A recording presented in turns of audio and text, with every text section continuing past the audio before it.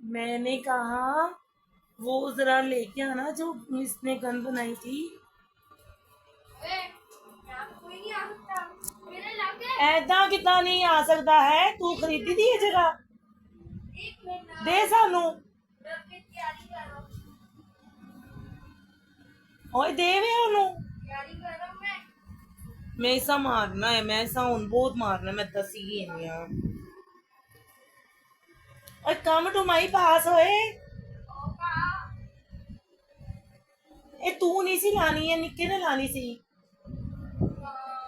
तू नहीं लानी, तू नहीं लानी। रॉन्ग है, रॉन्ग है। ईसा दे ईसा कट अपनी बेल्ट विचों। ये तो धोखा है, ये तो धोखा है। ये जेडी तू इजाद की थी ये दिखाया ना इसको बनाया कैसे है। ये टेप से जोड़ के बनाएगी। मेरे भाई ने ट्रिगर भी है। ये बड़ा इंजीनियर बनेगा बड़ा इंजीनियर। इंजीनियर तो बनेगा, नो डाउट इंजीनियर तो बनेगा मेरे बेटा। जियो का डिजाइन बना। मैं क्या इधर, मैं क्या इतने आके खलोआ,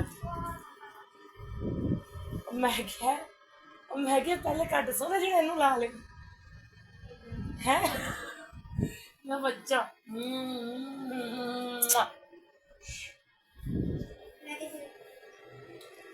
ए वेखो जी, ये असी निक्का मजाइल तैयार किया, जिन्हें फूक मारनी तो फटना भी नहीं है, फुस कर जाना है। ये इसकी बंदूक निकल। चलो जी, ते फिर तानू मैं क्या मैनू थोड़ी गल कर लेंदे हो हैं? क्या मैं आपसे टॉक कर सकती हूँ? Can I talk? तो मैं क्या एक ही टॉक कर रहा मैं आपसे।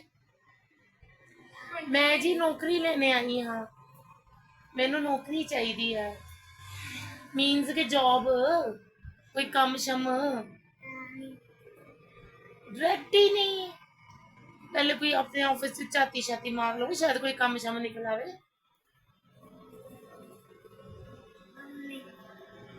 ए वेखो जी, इंज भी होंदा वा। मैं क्या जी निक्की जी जॉब दे दियो, इन्होंने घूम के मैनू बाहर करता है, धक्का मार जाती नहीं जाती, दिस इज जाती ना। इधर आवे बड़ा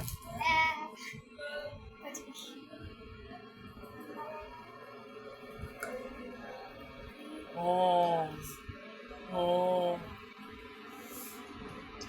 चलो अंग्रेजी बोलते हैं, अंग्रेजी बोलते हैं। जो हम बोलेंगे ना अंग्रेजी, वो वेरी वेरी स्वीट होनी है, मतलब स्वीट मतलब मीठी होनी, मीठी मीठी अंग्रेजी समझते हो? मीठी अंग्रेजी, मीठी अंग्रेजी वो होती है जो बोलने से ना जुबान में ना मीठा मीठा सा महसूस होता है, और जब जबान में मीठा सा महसूस होता है ना, तो उसको स्वीट अंग्रेजी कहते हैं। और उसमें वर्ड जो आते हैं, जो उसमें ज़ुबान जो होती है अंग्रेज़ी वाली, इंग्लिश वाली जो ज़ुबान होती है, उसमें जो मीठे मीठे स्वीट स्वीट वर्ड जो आते हैं ना, जो लफ्ज़ होते हैं, जो हम लफ्ज़ बोलते हैं, तो उसकी मैं बात कर रही हूँ। तो वो ये होते हैं मिसाल के तौर पे, मतलब कहते हैं ना, एग्ज़ाम्पल के तौर पे उसमें होता है हनी, लव, इंज इंज के कुछ मसाला होंदियां हैं उसके अंदर, और बड़े मीठे मीठे महसूस होते हैं, इसलिए इसको कहते हैं स्वीट इंग्लिश, कूल इंग्लिश। नहीं नहीं, कूल बकरी हो जाती, कूल बकरी होती है, कूल में कहते हैं ओ यू आर वेरी कूल, मतलब कि तू काफ़ी ठंडा है, लाइक फ्रीजर, जी फ्रीज हो जाती है बर्फ के अंदर पैक, नहीं पानी पाते हैं तो जो जमा के फ्रीज करके बर्फ बना देती है, वो फ्रीजर यार। आहो आहो हुई, नहीं नहीं फ्रिज वाला नहीं, फ्रिज वाला नहीं, फ्रिज वाला नहीं इतना अच्छा काम करता जितना अच्छा काम वो करता है। वो डॉलन्स लिया तो बात बड़ी, नहीं कहती थी डॉलन्स लिया तो बात बनी, वो वाला डीप फ्रीजर, वो जो ट्रिपल वो जो होता है ना, ट्रिपल वो जो फ्रीज़र होता है, कहती जो यही तो हम साधते थे, मिनटों में ढेरों बर्फ बन जाए। फिर लेके आई वो फ्रीज़र। तो मैं उस फ्रीज़र की बात कर रही थी, ठीक है।